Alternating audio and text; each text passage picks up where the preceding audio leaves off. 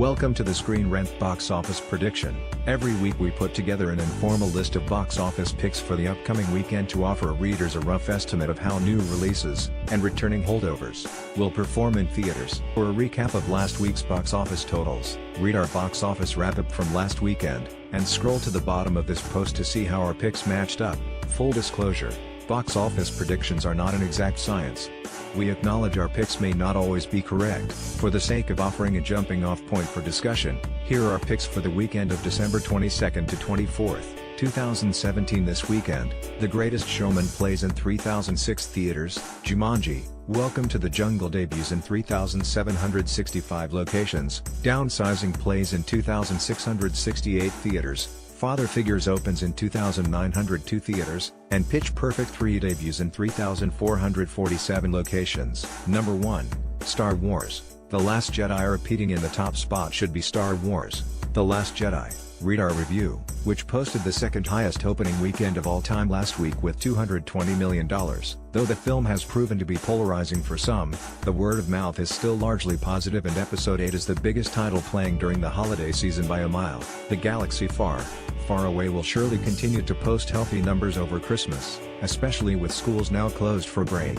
There are plenty of new arrivals this weekend, but none have the clout or fanfare to dethrone the latest Star Wars, so it has another easy road to number 1. The only question is how steep the drop-off will be, since tent poles can be a bit front-loaded at times. Number 2, Jumanji, Welcome to the Jungle. Coming in a very distant second should be Jumanji, Welcome to the Jungle. Read our review, a follow-up of sorts to the 1990s family classic that starred Robin Williams. This new adventure boasts an all-star cast including the likes of Dwayne Johnson, Kevin Hart, Jack Black, and Karen Gillan, all of whom are recognizable thanks to their previous movies. Johnson and Hart in particular are big draws, considering they teamed up for the comedy Central Intelligence, $127.4 million, not too long ago. It also had brand recognition, looking to capitalize on the recent nostalgia craze. Jumanji, even with The Rock, is no match for Star Wars, but there are a few factors that will help it hold its own. For starters, the critical reaction has,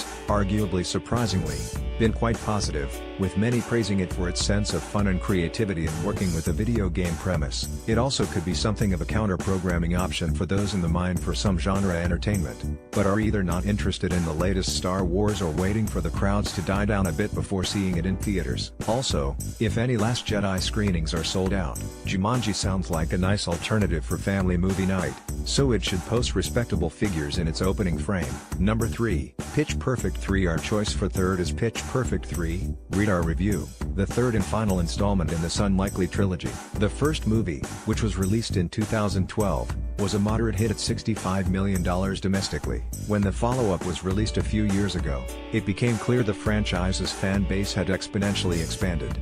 Pitch Perfect 2 brought in $184.2 million, including $69.2 million in its opening weekend, meaning there should be some interest in seeing how this series wraps up.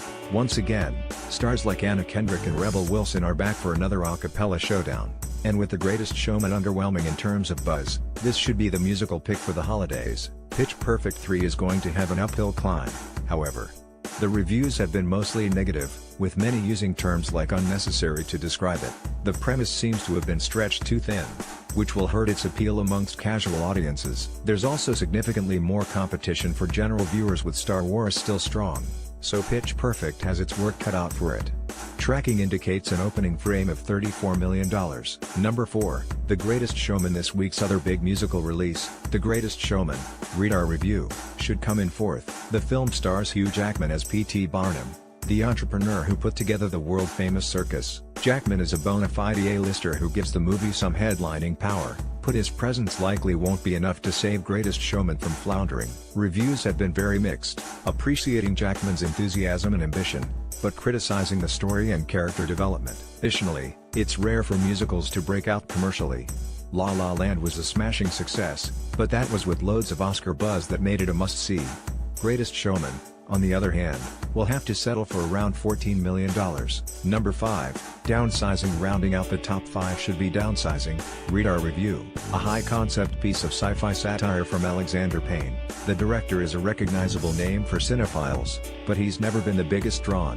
His 2011 drama The Descendants earned $82.5 million and is his biggest box office hit. Other works, like Sideways, $71.5 million, and About Schmidt, $65 million, posted modest numbers, though far from runaway hits. Downsizing should have some difficulties making a dent over Christmas, considering what it's going up against and the fact reviews have been mixed to positive. Unlike Payne's earlier films, this one didn't receive widespread acclaim.